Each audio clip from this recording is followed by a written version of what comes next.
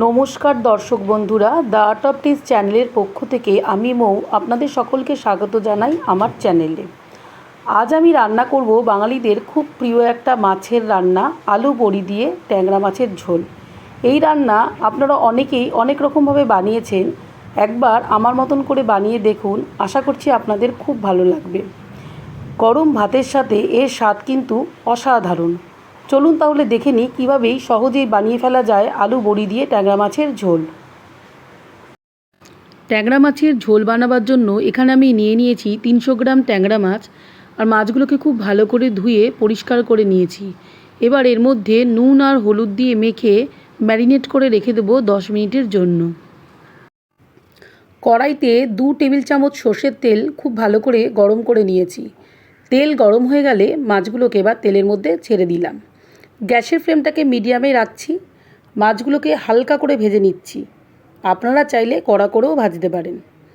মাছগুলো ভেজে নেওয়া হয়ে গেছে। এবার একটা পাত্রে মাছগুলোকে তুলে নিচ্ছি। মাছ ভেজে নেওয়ার পর 1 টেবিল চামচ সর্ষের তেল খুব ভালো করে গরম করে নিয়ে ডালের বড়িগুলোকে ভেজে নেব। এখানে আমি বিউলির ডালের বড়ি নিয়েছি। বড়িগুলোকে লালচে করে ভেজে নিচ্ছি। বড়ি ভাজা হয়ে গেলে এবার এগুলোকে একটা জায়গায় তুলে নিলাম। ওই একই কড়াইতে দিয়ে দিচ্ছি 2 টেবিল স্পুন সর্ষের তেল। সর্ষের তেল খুব ভালো করে গরম করে নিয়েছি, আর এর মধ্যে দিয়ে দিচ্ছি কালো জিরে ফোড়নের জন্য। এবার এর মধ্যে 2টো মিডিয়াম সাইজের লম্বা টুকরো করে নিয়ে আলু দিয়ে দিলাম। আলুটাকে নুন আর হলুদ দিয়ে ভেজে নিচ্ছি। মিডিয়াম ফ্লেমেই আলুগুলোকে লালচে করে ভেজে নিলাম। আলুগুলো লালচে হয়ে গেছে। এবার আলুগুলোকে এখন একটা পাত্রে তুলে নিচ্ছি। এবার ওই একই তেলে দিয়ে দিচ্ছি 1 চা চামচ হলুদ গুঁড়ো, 1 চা চামচ জিরে গুঁড়ো আর হাফ চা চামচ শুকনো লঙ্কার গুঁড়ো। মশলাগুলো যাতে পুড়ে না যায় তার জন্য মশলাগুলোর মধ্যে দিয়ে দিলাম অল্প পরিমাণ জল। এখন মশলাটাকে খুব ভালো করে কষিয়ে নিচ্ছি। দিয়ে দিচ্ছি পরিমাণ মতো নুন আর 4টে চেরা কাঁচা লঙ্কা। মশলা থেকে যতক্ষণ তেল না ছাড়ে ততক্ষণ মশলাটাকে কষিয়ে নিচ্ছি। এখন মশলাটা দিয়ে একদম তেল ছেড়ে এসছে। এখন দিয়ে দিলাম 1 বাটি জল।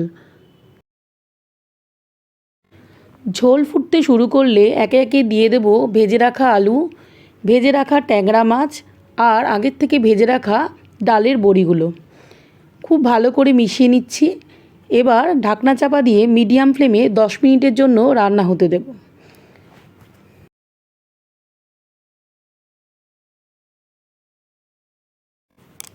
10 মিনিট পরে ফিরে এলাম।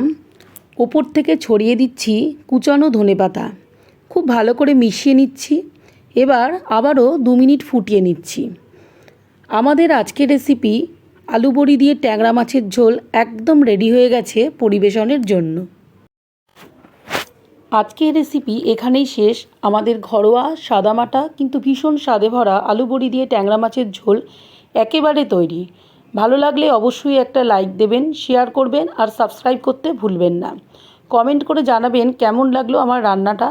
তাহলে আজ এই পর্যন্তই। আবার দেখা হবে নতুন কোনো রান্না নিয়ে। সবাই ভালো থাকবেন, সুস্থ থাকবেন।